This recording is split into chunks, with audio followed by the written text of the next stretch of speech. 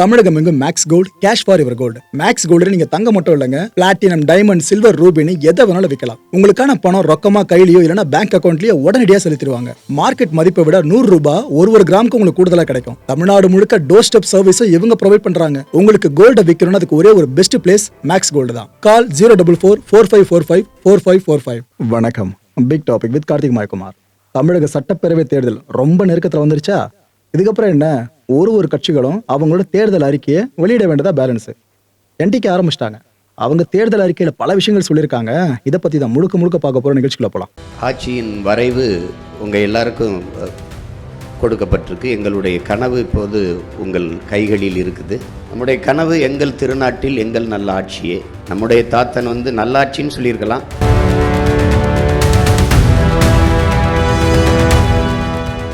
நாம் தமிழர் கட்சியோட 2.0 அப்படின்னு இந்த எலெக்ஷன் சொல்லலாம். ஏன்னா டிவிக்கே வர்றதுக்கு முன்னாடி அவங்க எலெக்ஷன்ல போட்டி போட்டது வேற. டிவிக்கே வந்த பிற்பாடு மேபி அவங்க ஓட்டு வாங்கிய நாம் தமிழர் கட்சிக்கிட்ட இருந்து ஓரளவுக்கு பர்சன்டேஜ்ல எடுக்கலான்னு ஒரு கூற்று நிலவிக்கிட்டு இருக்குல்ல. ஸோ இதனாலதான் இந்த எலெக்ஷன் நாம் தமிழர் கட்சிக்கு 2.0. அப்ப ஏற்பட்ட இந்த கட்சியோட தலைமையான சீமான் அவர்கள் இருக்காங்கல்ல, இவர் தலைமையில இந்த கட்சி சார்ந்த முக்கியமான தேர்தல் வாக்குறுதிகள் இப்ப வெளியிடப்பட்டிருக்கு. வாரியாவே நீங்க இதை எடுத்துக்கலாம் மக்களே. இதை நாம 3 பகுதியில் பிரிச்சு பார்க்க போறோம். ஒன்னு, பாராட்டுக்குரிய வாக்குறுதிகள் என்னென்ன. ரெண்டாவது, என்னை பொறுத்தவரைக்கும் சாத்தியம் இல்லை, தனிப்பட்ட வகையில் சொல்ற சாத்தியம் இல்லை. மூணாவது, தெளிவில்லாத சில வாக்குறுதிகள். எல்லாத்த பத்தியும் ஃபுல்லா பார்ப்போம். இந்த ஒரு பார்ட்டி சார்ந்த மட்டும் இல்லை, இதுக்கப்புறம் எந்தெந்த பார்ட்டிஸ்லாம் இது போல தேர்தல் வாக்குறுதிகளை வெளியிடுறாங்களோ அதை ஃபுல்லா நாம பகுப்பாய்வு பண்ணதான் போறோம். ரைட்டு. இதுல பாராட்டுக்குரிய வாக்குறுதிகள் இருக்குல்ல, நான் அதை பத்தி முதல்ல சொல்லிடுறேன். மாற்றுத்திறனாளிகளுக்கு தனி அமைச்சகம் உருவாக்கப்படும்னு சொல்றாப்ல. நாம் தமிழர் கட்சி ஆட்சிக்கு வந்தால் தனியாக வேற போட்டி போடுறாங்க, மறந்துடாதீங்க. ஆணவ படுகொலை இருக்குல்ல, இதுக்கு எதிராக தனியா சட்டம் இயற்றப்படும் சொல்றாரு. இது ரெண்டுமே மிகப்பெரிய விஷயம். நடந்தா சந்தோஷம், ஆனா எங்க இது வரைக்கும் பெருசா நடந்த பாடு இல்லை. ஒரு ஆணவ படுகொலை நடந்துச்சுனாக்கா அதுக்கப்புறம் இதை பத்தின கோஷங்கள் பெருசா எல்லாரும் எழுப்புறாங்க. ஆனா ஃபுல்ஃபில்மெண்ட் எதுவுமே கிடைச்ச மாதிரி தெரியல. பெண்களுக்கு தனி தொகுதிகளாங்க இப்ப ஏற்பட்ட விஷயம் அனௌன்ஸ் பண்ணிருக்காரு. ஆக்சுவலா மற்ற கட்சியோடு கம்பேர் பண்றப்ப நாம் தமிழர் ஒரு விஷயத்துல கொஞ்சம் வித்தியாசப்படுவாங்க. பெண்கள் சார்ந்து கொடுக்கப்படுற இம்பார்ட்டன்ஸ் இருக்குல்ல, அது ஒரு படி மேல இருக்கும். அதை நம்மளால ஒத்துக்கிட்டு தான் ஆகணும். அது இங்க பார்க்க முடியுது. அரசு மருத்துவமனைகளோட தரம் இருக்குல்ல, இது உயர்த்தப்படும் சொல்றாரு. ஒரு கேள்வி கேட்கிற பதில் சொல்ல முடியுதான் பாருங்க. எந்த ஒரு பெரிய அரசியல் கட்சி தலைவர் அரசு மருத்துவமனை சார்ந்து அட்மிட் ஆயிருக்காங்க? எத்தனை பேர் சொல்ல முடியும்? எனக்கு தெரிஞ்சு ஆகச்சிறந்த அரசியல்வாதி நம்ம இப்போ வரைக்கும் கருதிக்கிட்டு இருக்க ஐயா நல்லக்கண்ணு அவர்கள், அமரர் நல்லக்கண்ணு அவர்கள். அவர் மறைஞ்சது இன்னும் நம்மளால ஏத்துக்க முடியல. அவர் பேர் மட்டும் தாங்க கடைசியா வந்துச்சு. அரசு மருத்துவமனை ட்ரீட்மெண்ட் எடுத்துட்டு இருக்காருன்னு சொல்லிட்டு. மற்றபடி எத்தனை பேர் சொல்ல முடியும்? கேட்டா அதெல்லாம் இல்லை ப்ரோ, இங்க தரம் நல்லா தான் இருக்கு, ஆனா பிரைவேட்ன்ற மாதிரி கொஞ்சம் பெருசா பேசுவாங்க. ஸோ இந்த விஷயத்தை நான் மனப்பூர்வமாக வரவேற்கிறேன். இது எல்லாரும் பண்ணால் நல்லா இருக்கும், தரம் உயர்த்தலாம். ஆனால் தரம் உயர்த்தப்படுதான் கேட்டீங்கன்னா இல்லையே. கேட்டால் சொல்லுவாங்க தரம் உயர்த்தியாச்சுன்ட்டு, அப்புறம் அங்கேயும் போய் அட்மிட் ஆக மாட்டாங்க. சரி, ரைட்டு. கட்டணம் இல்லாத தங்கும் விடுதிகள் இருக்குல்ல, இது சார்ந்த வசதி ஏற்படுத்தி தரும்னு சொல்றாப்புல. அப்புறம் கல்வி கடன் முழுக்க ரத்து செய்யப்படும்னு வாக்குறுதியில் குறிப்பிட்டிருக்காரு. விவசாய கடன் ரத்துன்றது நம்மளோட உணவு சார்ந்த பெருக்கத்தையும் ஆரோக்கியத்தை எந்த அளவுக்கு வலுப்படுத்துமோ, அதே போல கல்வி கடன் சார்ந்த ரத்துன்றது நம்மளோட அறிவு இருக்குல்ல, அதை வலுப்படுத்தும். இந்த விஷயத்த வரவேற்கலாம். இதுல இன்னொரு முக்கியமானது, இந்த அரசு பள்ளி அப்புறம் அரசு கல்லூரி இங்கெல்லாம் படிச்சுட்டு வர மாணவர்கள் இருக்காங்களே, இவங்களுக்கு வேலையில முன்னுரிமை அளிக்கப்படும் சொல்றாரு. நாம் தமிழர் கட்சினாலே தமிழர்கள் சார்ந்த முன்னுரிமை பெருசா கொடுக்கப்படல, அதோட தார்மீகம் தான் இங்க பார்க்க முடியுது. தொடக்க பள்ளியிலேயே பாத்தீங்கன்னா சமூக நீதி, வாழ்வியல், தொன்மம், ஒழுக்கம் இது எல்லாமே கற்றுத்தரப்படும் சொல்றாரு. ஆக்சுவலா அது கற்றுக் கொடுக்கப்படணும்.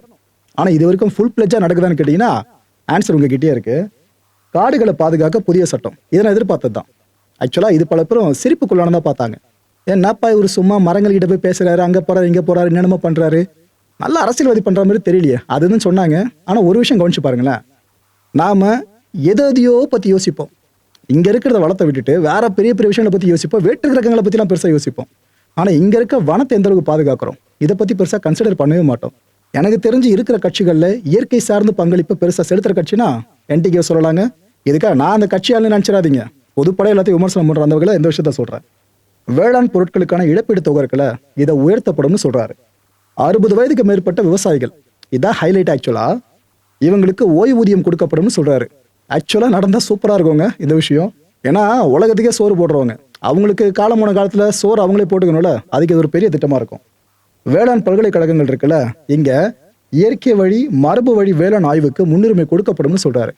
ப்ரோ என்ன ப்ரோ ஃபுல்லா விவசாயத்தை பத்தி பேசிட்டு இருக்காரு கேட்டீங்கன்னா, இது ஒரு மாதிரி நிறைய பேர் கோவர மாதிரி இருக்குல்ல. விவசாயத்தை பத்தி யாருன்னா பேசினாலே நம்மளால வாழ்த்த விது அப்படி என்னவோ தெரியல, வாழ்ந்துட்டு இருக்க சூழல் அப்படி என்னவோ தெரியல.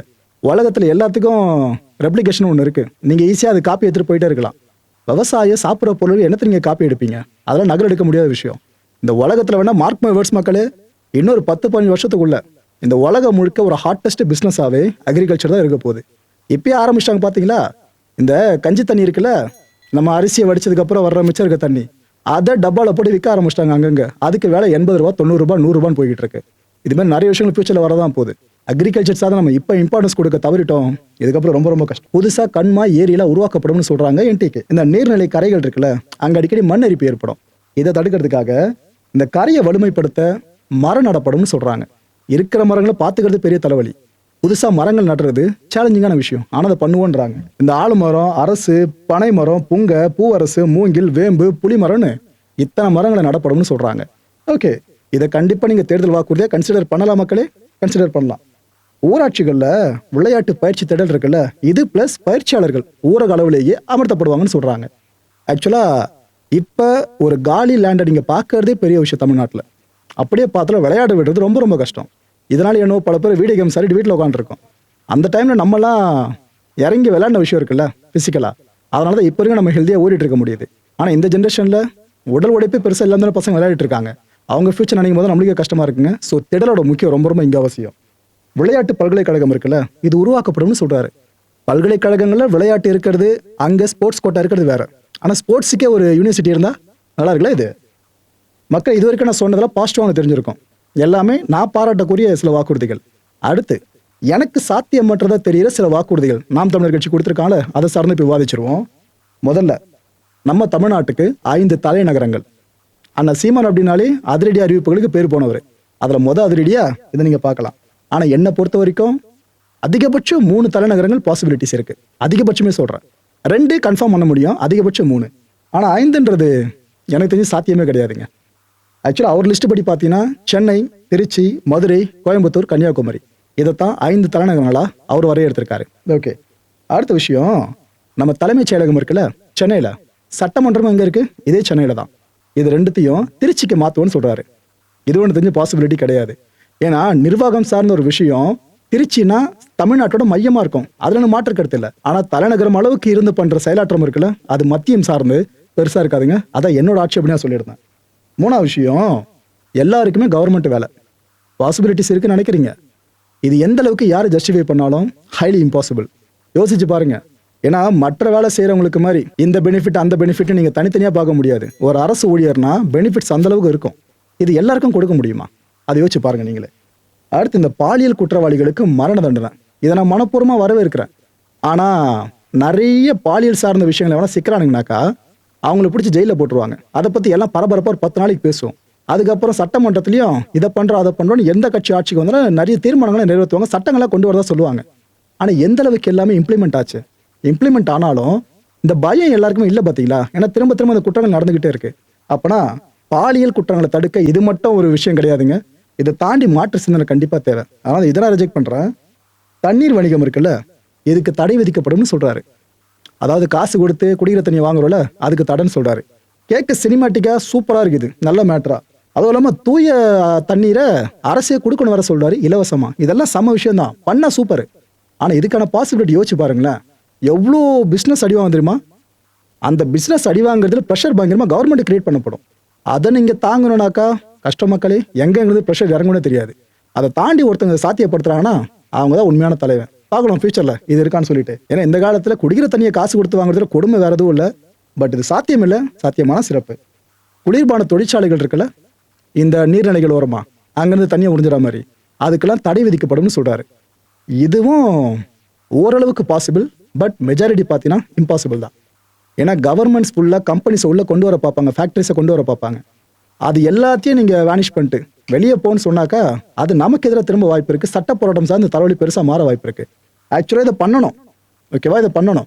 ஆனால் இதை இப்பயே பண்ண முடியுமான்னு கேட்டிங்கன்னா ஒரு எலெக்ஷன் ஜெயிச்சு அதுக்கு வாய்ப்பே கிடையாது. எல்லா தொகுதிகள்லையும் பெண்களுக்கு சரி பாதி வேலை வாய்ப்பு வழங்கப்படும்னு சொல்கிறாரு. எல்லா தொகுதிகளுக்குன்னு சொன்னாங்களே, ஆனால் எல்லா துறைகள்லையும் பார்த்தீங்கன்னா வாய்ப்பே இல்லை. இந்த உடல் உழைப்பு அதிகமாக பொருட்படுத்தி செய்கிற வேலைகள் இருக்குல்ல, அது ஆண்களால் தான் பெரும்பாலும் செய்ய முடியும், அங்கே பெண்களால் செய்ய முடியாது. நான் ஒன்று டவுன் பண்ணி பேசுகிறேன், தப்பாக நினச்சிடாதீங்க. ஆண்களை விட பெண்கள் மன அளவில் உள்ள அளவில் இங்கேயும் டாப்பில் இருக்காங்க. அவங்க கூட நம்ம மேட்ச் பண்ணவே முடியாது. ஆனால் உடல் உழைப்பு அளவில் அதை சொல்கிற மைண்ட் பண்ணி பாருங்க. படிப்படியாக ஓராண்டுக்குள்ள மது ஒழிப்பு கொண்டு வரப்படும்னு சொல்லியிருக்காங்க. நிறைய கட்சிகள் அதை சொல்லியிருக்காங்க, செஞ்சுருக்காங்களா? Okay, right. ஸோ தமிழ்நாட்டை பொறுத்த வரைக்கும் மது ஒழிப்பு அப்படின்றது ஹைலி இம்பாசிபிள் விஷயமா தான் நான் பர்சனலாக பார்க்குறேன். ஏன்னா அரசுன்ற அந்த எந்திரம் ஓடுறதுக்கு ஒரு சில ஃபியூல் போடப்படுதில்ல, அதில் முக்கியமான ஃபியூலு இந்த மது சார்ந்து விட்டு அதில் வர பணம் இருக்கு பாருங்க, அதுதான்.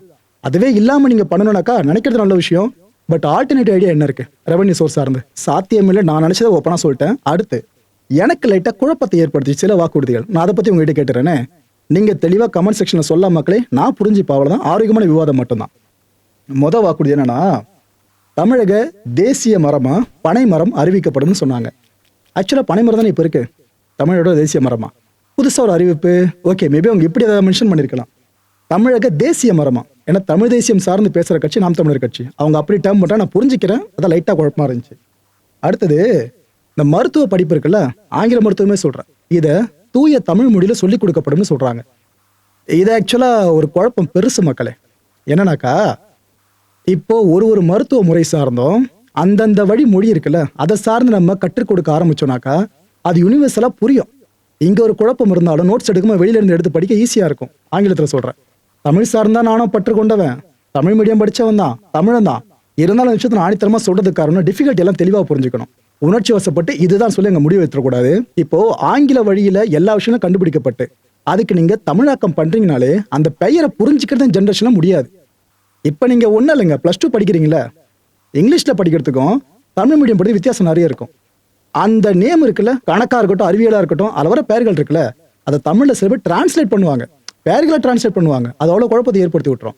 வழி இருக்குன்னு ஓப்பனாக சொல்கிறேன். ஸோ ஆங்கில மருத்துவ படிப்பு ஆங்கிலத்தில் இருக்கிறது தான் சிறப்பு. தமிழ் சார்ந்து நீங்கள் இன்னும் அடுத்த லெவல் கொண்டு போனோம்னாக்கா சித்த மருத்துவம் இருக்குல்ல, இதை அடுத்த லெவல் கொண்டு போக எவ்வளோ முற்பட முடியுமோ முற்படலாம். அதுக்கு அதிகமாக ஃபோக்கஸ் பண்ணலாம்.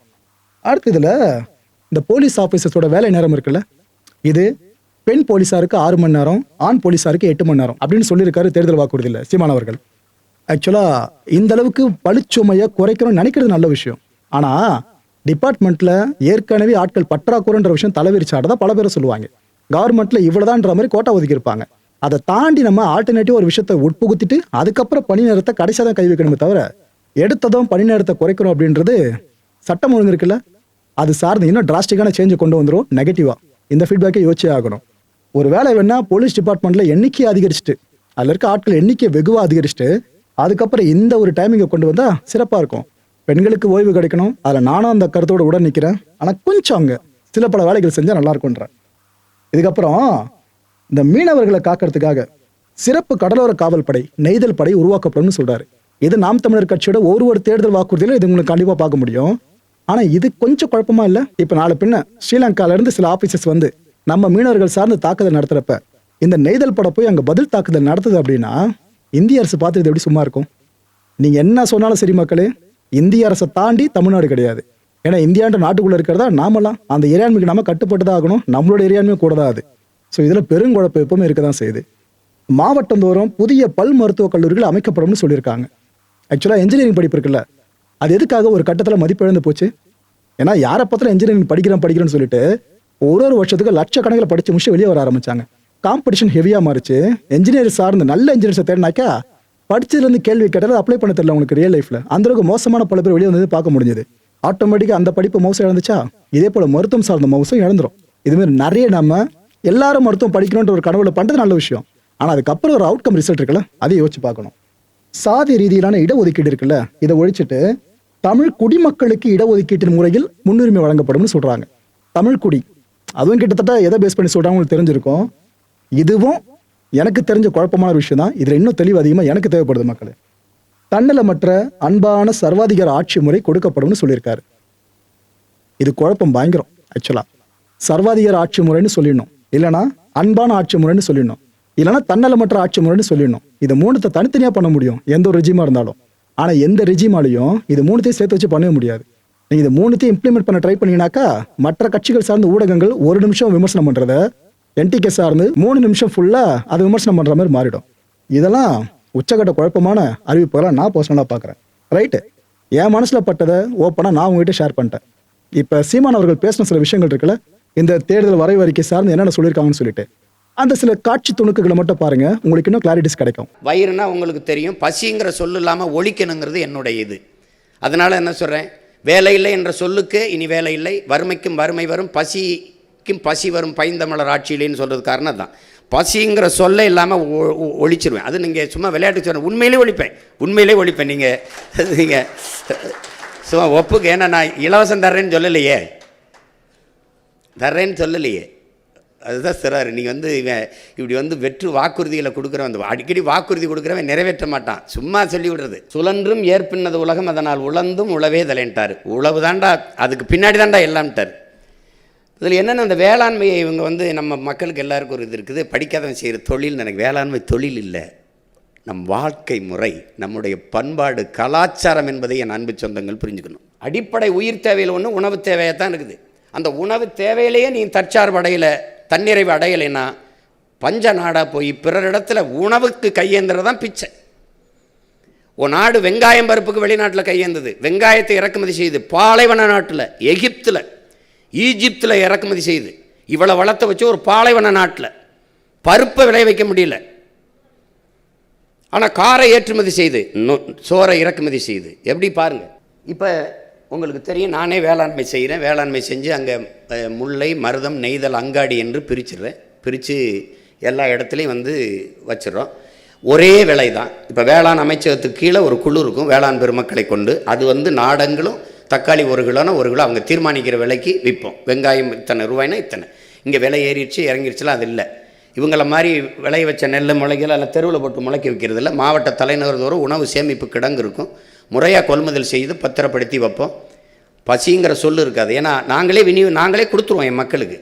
என்னுடைய பெரிய கனவு பசி இல்லாமல் ஒழிக்கணுங்கிறது தான். இது மருத்துவம் ஒரு மகத்தான சேவை, அது என் மக்களுக்கு தேவைங்கிறது எங்களுடைய கனவு.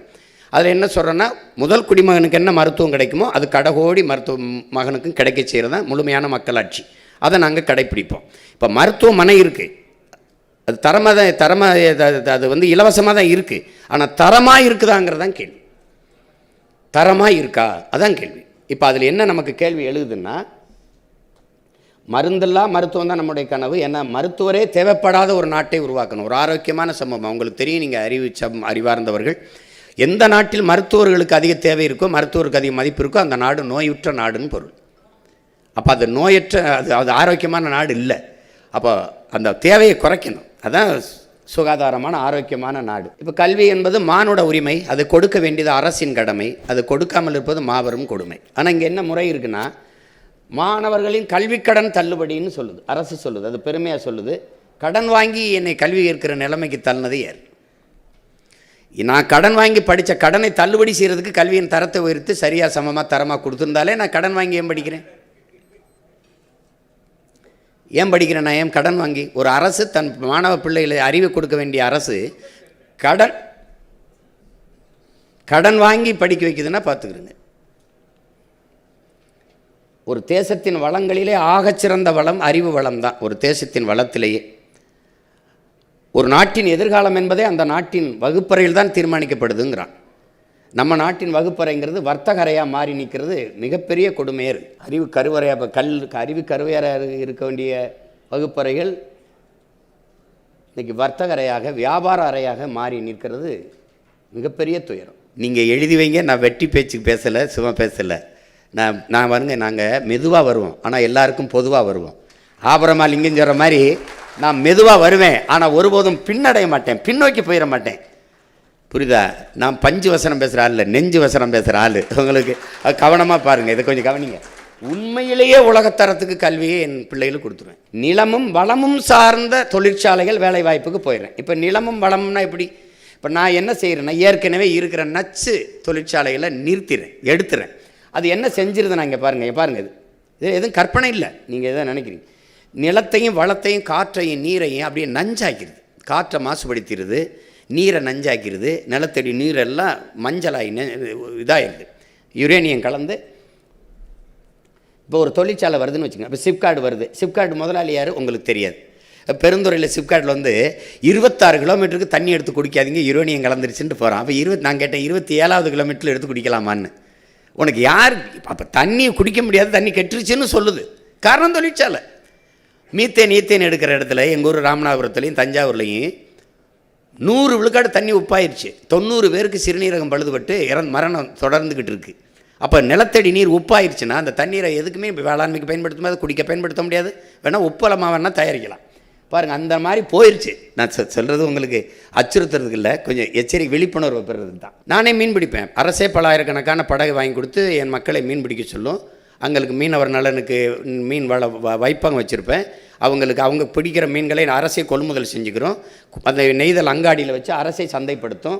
உலக நாடுகளுக்கு அரசே கொள்முதல் பண்ணி ஏற்றுமதி செய்யும். தரமான மீன்களை தமிழ்நாடு அரசு இல்லை, தமிழ்நாட்டு அரசு ஏற்றுமதி செய்யும். இப்போ நில வேளாண்மை மாதிரி நீர் வேளாண்மையாக கடலை கருதி மீன் வளத்தில் அங்கேயும் அரசு பணியை கொடுக்கும். அது மீன் பதனிடுதல் எல்லாமே அதில் அரசு பணியாக மாறிடுது. எதுவுமே அரசு முத்திரை இருந்தால் நீங்கள் நம்பி வாங்கலாம் அந்த பொருளை. ஏன்னா இது இதுதான் அறம் சார்ந்த தமிழர் அரசுன்னு சொல்கிறோம் இல்லையா, அப்படி கட்டமைக்கிறோம். எந்த ஐயமும் உங்களுக்கு தேவையில்லை, அவ்வளவு தரமாக நம்ம கொண்டு வந்துடுறோம். அவரவர் வாழ்விடத்திலே அரசு பண்ணி கொடுத்துரும். இப்போ வாழை பாருங்கள், வாழை நிலமும் வளம், வாழைலாம் வெறும் வாழைன்னு தான் நினச்சிட்டு இருக்கீங்க. வாழைப்பழம் வாழை திறந்து பாருங்கள், இந்த தண்டை பாருங்கள் எப்படி எடுத்துகிட்டு போகிறேன் பாருங்கள். இது தனி, இது தொழிற்சாலை, இது தனி. பழம் காய் உணவுக்கு பழங்கள் தனி, ஏற்றுமதி அது தனி. இந்த தண்டு இதில் இந்த வாழை உங்களுக்கு தெரியும், இந்த வில்லை, இந்த சிப்ஸு அது தயாரிக்கிறது. இதை எடுத்துகிட்டு போய் சாப்பிட்ற தட்டு, இந்த தட்டு பாருங்கள் பிளாஸ்டிக்கை ஒழிச்சிடறோம். இந்த தட்டு வந்துடுது பாருங்கள், பார்த்துக்கிட்டே வாங்க. இப்போ அதில் நார் எடுக்கிறேன். இந்த நார்லேருந்து வேட்டி விருதுநகரில் தயாரித்து என் மனைவி கூட இப்போ வாழையில் பட்டு சேலை கொடுத்தாரு. அந்த பாருங்கள், அந்த சேலை அப்படி வாழை நார், வாழை பை. இந்த பிளாஸ்டிக்கை ஒழிச்சிடும், இந்த நெகிழி குலைமத்தை ஒழிச்சிட்டு எல்லாமே வாழையில் எவ்வளோ பயன்பாடு இருக்குன்னு பார்த்து பாருங்கள். இந்த துண்டுலாம் வாழையில் நெஞ்சது தான் இந்த சேலையெல்லாம். அப்போ வாழை அங்கே ஒரு 2000 ஏக்கர் வாழை இருந்தால் வாழை சார்ந்த தொழிற்சாலை இருக்குது பாருங்கள். 2-3 தொழிற்சாலை வருது பாருங்கள். அப்போ எவ்வளோ தொழிற்சாலை வருது, நல்லா கவனிங்க. இது கடலை, வேர்க்கடலை பல ஆயிரம் ஏக்கரில் போட்டிருக்கு. அங்கேருந்து என்ன சொன்னால் மரச்செக்கில் மயிலில் இங்கே பாருங்கள், கடலை எண்ணெய் தயாரிக்கிறோம், அது ஒரு தொழிற்சாலை. பிறகு கடலை மிட்டாய் தயாரிக்கிறோம், அங்கே பக்கத்துலேயே ஒரு தொழிற்சாலை. கடலை புண்ணாக்கு தயாரிக்கிறோம். என் மாட்டு பண்ணைக்கு தீவனம், ஆட்டுக்கு தீவனம், நிலத்துக்கு உரம். வேளாண் பண்ணை நானே வச்சுருக்கேனே, போட்டுருவேன், அங்கே கொண்டு போட்டுருவேன். அப்புறம் எண்ணெய் அது தமிழ்நாட்டு அரசே விற்கும். இப்போ எள்ளு விளை வைக்கிறோம் பல ஆயிரம் ஏக்கரில். அந்த எள்ளு எண்ணெய் தயாரிக்கிறோம். நல்லெண்ணெய், எள்ளு மிட்டாய், எள்ளு புண்ணாக்கு. அப்போ அந்த எள்ளு புண்ணாக்கு உங்களுக்கு தெரியும், அது குப்பையோ நம்ம தீவனமாக நம்ம பயன்படுத்திக்கிறோம், உரமாகவும் பயன்படுத்திக்கிறோம்.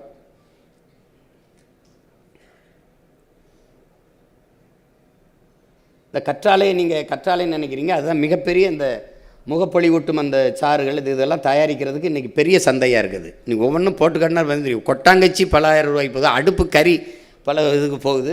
அப்போ அதெல்லாம் எதில் பொருளாதாரம் இருக்குதுன்னு தெரியாமல் சாராய பொருளாதாரத்தில் நம்மளை சாகடிச்சிக்கிட்டு இருக்கு இந்த அரசு. போங்க. அப்புறம் தேன் பண்ணை வைக்கிறேன். எங்கெங்கே பல ஆயிரம் ஏக்கரில் விளைநிலம் செய்யும்போது நான் பூக்கள் நிறைய வளர்த்து அங்கேயே தேன் பெட்டிகளை வச்சு நான் தேன் வளர்ப்பேன். அதுவும் அரசு பணி தான். எப்படி வேலை செய்கிறாரு பாருங்கள், தேனீக்கள் வராமல். அதுவே ஒரு பாருங்கள் எப்படி கொண்டு வரேன் பாருங்கள்.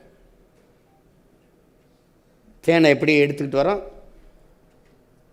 எது ஒன்றுமே உங்களுக்கு அரசு தந்துரும்னு சொல்கிறேன். அந்த நிலமும் வளமும் சார்ந்த தொழிற்சாலையில் எவ்வளோ வேலை வாய்ப்பு இருக்குதுன்னு பாருங்கள். சூரியகாந்தி பல 100 ஏக்கரில் இருக்குதுன்னா அங்கேருந்து நம்ம தேன் தயாரிச்சிக்க முடியுது. சூரியகாந்தி விதையை எடுத்து இப்போ பாருங்கள் எண்ணெய் கொண்டு வரேன் பாருங்கள், எப்படி எண்ணெய் வருது பாருங்கள். மக்களை இந்த கான்டென்ட்டை பொறுத்தவரைக்கும் மனசு ஒரு வினா இருக்குது. முடிஞ்ச அதுக்கான பதில்களை கீழே கமெண்ட் செக்ஷனில் கமெண்ட் அழிவு பண்ணுங்கள். நாம் தமிழர் கட்சியோட வாக்கு வங்கி இருக்குல்ல, இது இந்த எலெக்ஷனில் பெருகும்னு நினைக்கிறீங்களா இல்லைனா சரியும் நினைக்கிறீங்களா? இப்படி ரெண்டுத்துல நீங்கள் எதை சொல்கிறதா இருந்தாலும் சரி, அதோட பெர்சன்டேஜ் கீழே தெளிவாக உங்களை கமெண்ட் செக்ஷனில் கொடுக்க முடியுமா மக்களே? எலெக்ஷன் முடிஞ்சு பொருத்தி பார்ப்போமே, வேற எதுக்குள்ள அதுக்கு தான் கேட்டிருந்தேன். இந்த எலெக்ஷனில் களம் காண போகிற நாம் தமிழர் கட்சிக்கு நம்மளோட வாழ்த்துக்களை பதிவு பண்ணிப்போம். அடுத்த நிகழ்ச்சி சந்திக்கலாம். நன்றி, வணக்கம். தமிழகம் எங்கும் Max Gold, cash for your gold. Max Gold நீங்க தங்க மட்டும் இல்லைங்க, பிளாட்டினம், டைமண்ட், சில்வர், ரூபினி எதை வேணாலும் விற்கலாம். உங்களுக்கான பணம் ரொக்கமா கையிலயோ இல்லைன்னா பேங்க் அக்கௌண்ட்லயோ உடனடியாக செலுத்திடுவாங்க. மார்க்கெட் மதிப்பை விட 100 ரூபாய் ஒரு கிராமுக்கு உங்களுக்கு கூடுதலா கிடைக்கும். தமிழ்நாடு முழுக்க டோர் ஸ்டெப் சர்வீஸும் இவங்க ப்ரொவைட் பண்றாங்க. உங்களுக்கு கோல்ட விற்கணும்னா அதுக்கு ஒரே ஒரு பெஸ்ட் பிளேஸ் மேக்ஸ் கோல்டு தான். கால் 04445454545. என் அன்பார்ந்த மாயம் ஸ்டுடியோஸ் நேயர்களே, மாயம் பக்தின்னு ஆன்மீகத்துக்காக பிரத்யேகமா ஒரு சேனலை கொண்டு வந்திருக்கோம். மறக்காம சப்ஸ்கிரைப் பண்ணி அந்த சேனலுக்கு உங்களோட ஆதரவை மனப்பூர்வமாக தெரிவிங்க. வணக்கம் மாயம் ஸ்டுடியோஸ் நண்பர்களே. மாயம் ட்ரெண்ட்ஸ் அப்படின்ற ஒரு புதிய ஃபேஸ்புக் பேஜை ஓப்பன் பண்ணியிருக்கோம். நீங்கள் யூடியூப்பில் பார்த்துட்டு இருக்கீங்களா நம்மளோட கான்டென்ட்ஸ்லாம், இதெல்லாம் விட ஒரு படி மேலே ரொம்ப கிறிஸ்பாகவும் ரொம்ப சூப்பராகவும் நிறைய கான்டென்ட்ஸ் உங்களுக்கு இந்த பேஜில் காத்துட்டு இருக்குங்க. ஸோ உடனடியாக ஃபேஸ்புக் பிளாட்ஃபார்ம் போங்க, மாயம் ட்ரெண்ட்ஸ்னு டைப் பண்ணி சர்ச் பண்ணி நம்ம பேஜை ஃபாலோ பண்ணுங்கள். அப்படியே நம்ம சேனலையும் நீங்கள் சப்ஸ்கிரைப் பண்ணிட்டீங்க அப்படின்னா இன்னும் நிறைய புது புது கான்டென்ட்ஸை உங்களுக்காக ப்ரொடியூஸ் பண்ணி கொடுத்துக்கிட்டே இருப்பாங்க. நீங்கள் பண்ணுற ஒவ்வொரு சப்ஸ்கிரிப்ஷனும் எங்களுக்கு பெரிய மோட்டிவேஷனாக அமையும்.